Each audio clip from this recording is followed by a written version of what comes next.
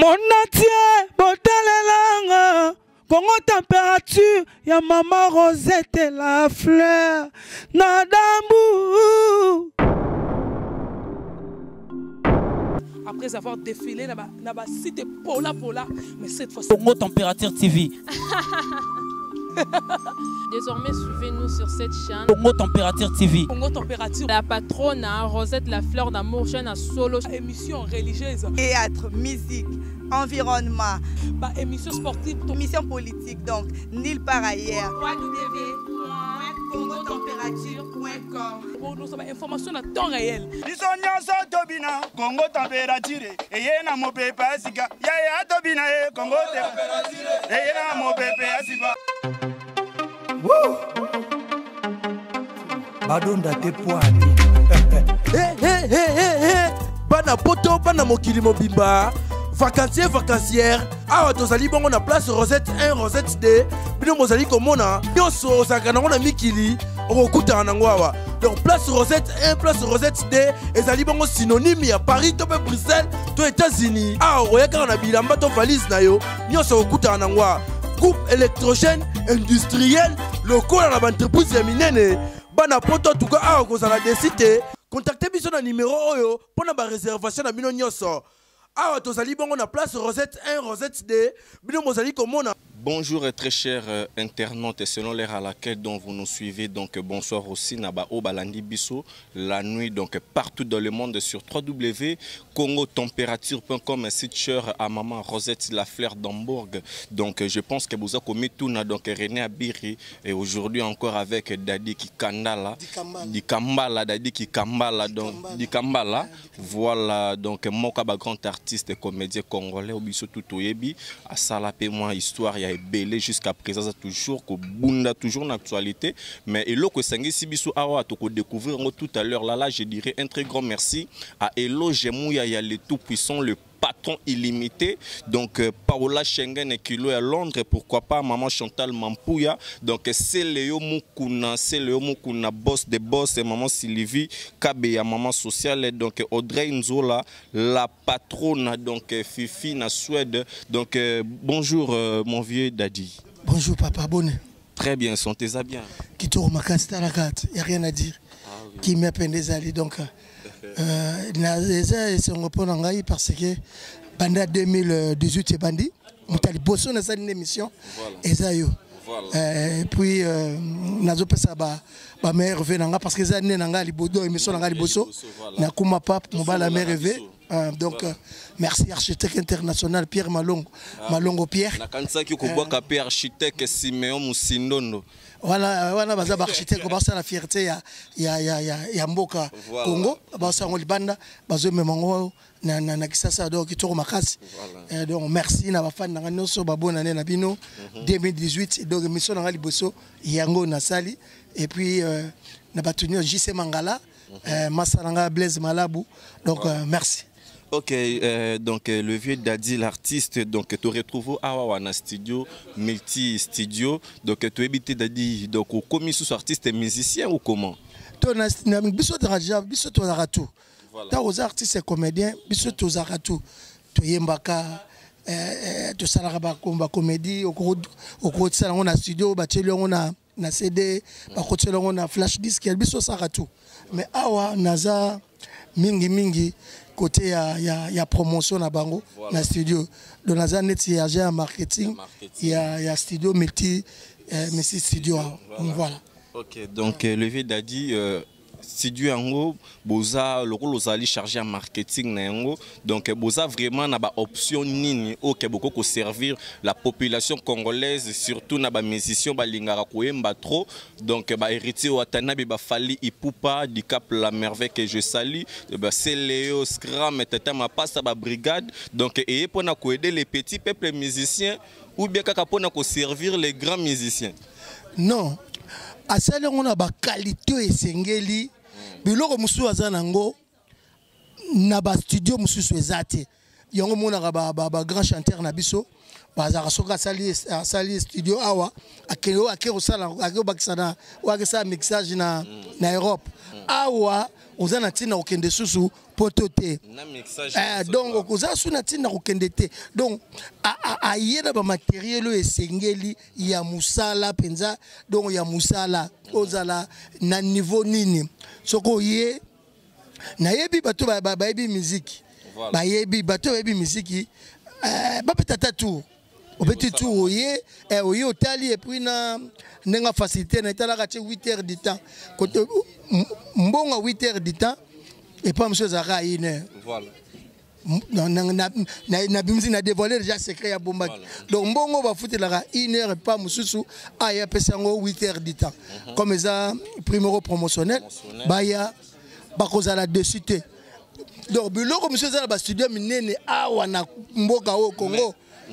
Mais ozala to solo la paix d'Adiki Kandala ozala PDG pa ya JPGIS na studio Ndiaye omona pe ba biloko makasi pesa kuna na lobi na yo koti siko na marché concurrentiel non omoni na mabondo yo na ba mondo yo concurrence sera toujours royale et ça la mona eloko bango bazangi ba yepa muninga voilà ozo comprendre ezala nango bongo bango bazane ti de la même manière bino pe boko kende lisungi ko de la même bango pe bakoya pe lisungi bon biso comme ça début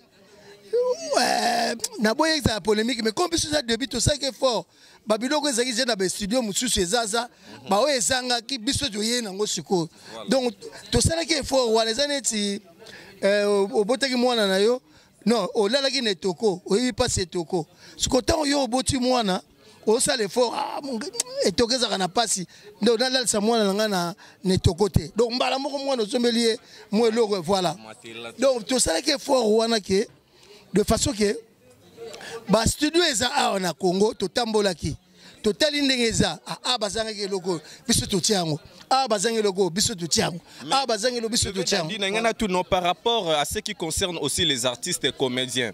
Avez-vous aussi préparé soit vous appelez na option pour na bon artiste comédien mingi à la tournage il y a maboke ndenge ça la plaisir à makasi na Landry Kadulu Futi la liebo donc Mameli Salitulia donc Lydia Kapajika femme de valeur donc à tia ba qualité de so moni so tali so zongi ba 25 ans en arrière au mona ke ba siatula bazaki ko na ba radio abeta histoire na ye voilà le lope baleki musu pe bomoni ba komi na mais bazo enregistrer ngo d'une façon normale kaka donc donc bazo tsapena ki sérieuxité wasiko soko aye okobeta lisolo na yo ba pesa ngo valeur vous comprenez ba pesa ngo valeur et son kitoko qualité bien ba kotelo na flash disque ba kotela yo na support nyonso yo za nango besoin donc ba kotela yo donc abongisi on peut dire de façon normale voilà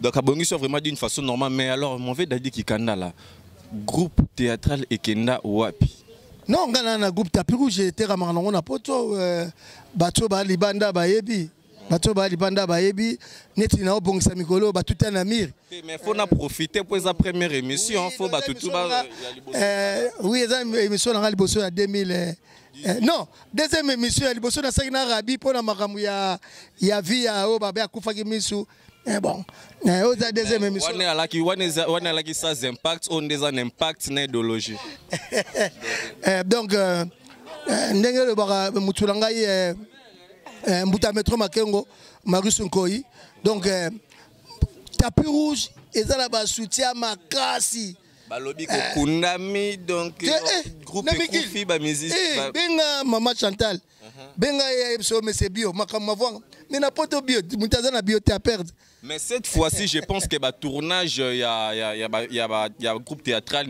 et vous allez soutenir toujours dans multi-studio. Pour la monde, vous avez une caméra toujours. Baza déjà, na soutien déjà parce que surtout ça, tout le monde a début. Baza la caméra professionnelle, micro professionnel, tu peux aussi un professionnel. Donc, on sait les bien, même na nini, tout un amir, toujours négocier pour la caméraman, moko ya awa. Donc Moussa les autres bien ngala soutenir na ba drisha motomètre via drisha motomètre muta mbongo muta makasi osongo na batunga na betaka na bango donc na coopérer na bata bien grosse affaire Lumière à Lyon. Vous comprenez, ngana betaka penana bato ya solo Gina Masola. Gina Masola donc ba yeba ni donc na zero yeba na ndenga mukete. Donc na mikili mesebio bega mesebio. Mais bazana mamoto. Merci beaucoup donc pour finir avec vous donc numéro de téléphone pour na batutu bazana besoin ya contacter pour pesa biso précision ya adresse donc ezwami wapi na commune nini tout ça. 00243 89 91 92 333 Sims garçon de charme biso na biso yo yebi masolo ndenge zalaka nazana James Kabengela lobaki na peso mbote voilà mutu na ngai na kabinda wana James Kabengela ya yebi masolo te masalanga James Kabengela ayebi ay makamne le hotel na yebi pona ba diabulu batapote musu ba diabulu ya bieba ali ya mabeba muke ba diabulu donc nazana avenue nazana niangara 32 place nazo kutana wana na ba staff nyonso pona awa tozana mungu tozana mungu numéro 22 quartier ngwana na bandali musika tena hotel moko munene zawa release donc voilà donc batu nyonso balinga ntusu kitomina ba faire gola fali pupa Koffi Olomide ils rappellent ngio beta pena studio muninga ezaka niti nde mule beti boyti anonya ti yozo invité Koffi Olomide oh point nte akozwa tale msu na ndaku distraction bon na beta nga tour na visiter akozwa peta na ezana ngo pomte ba Félix Wazekwa ba Félix Wazekwa ba héritier ba musicien tout ba JB Piana papa chéri Karamapa parce que biso ba musicien biso to ebani soko lobi ndamu mso lobi te komi ono linga ngate donc bango nyonso boya ozangi no loko kosana ndaku 8h oyovano na studio okotsa inspiration nza mapesaka yaka na ovandi na yo donc au studio bobakisela bato bavoite donc na ndenga système pour pesa retour donc merci beaucoup ce qui bazo omoni donc aiza couliste donc mtaya ko chaka voix donc mtaya ko chaka voix bako bakile pepe loko bongela ngo mabete makamne ko makama be pona bisoka na Congo makamne so passe mais kimezana donc merci à trop donc Dadi vieux Dadi donc l'artiste et comédien donc merci à trop na Willy Moucheni le véritable code mondial oh ya Willy Moucheni na kota studio ngo 8h du temps ba pesibino gratuitement mais européen sambongo moi quelque chose pour ça là vraiment kitoko ya trop donc merci na batuto ba soutenir biso Audrey Nzola la patronne donc royale Kinalele moi si ya mbongo ebele pourquoi pas Ali Diakapajika femme de valeur Gotebe les boss des boss Elisa Lutu il y a 00 44 Fongola Chombo Salara bien donc Paola Schengen Elo Jemouyaya les tout puissants la carte illimitée de tous les patrons merci mon atier botelelanga Congo température ya maman Rosette la fleur Nadambu. Après avoir défilé dans la cité Pola, mais cette fois-ci... Congo Température TV. Désormais, suivez-nous sur cette chaîne. Congo Température TV. Congo Température. La patronne, Rosette la fleur d'amour, chaîne à solo. Émission religieuse. Théâtre, musique, environnement. Bah, émission sportive. Émission politique, donc, nulle part ailleurs. www.congotempérature.com. Nous avons information à temps réel. Congo Température. Et y a mon pépé, Congo Température. Et y a mon pépé,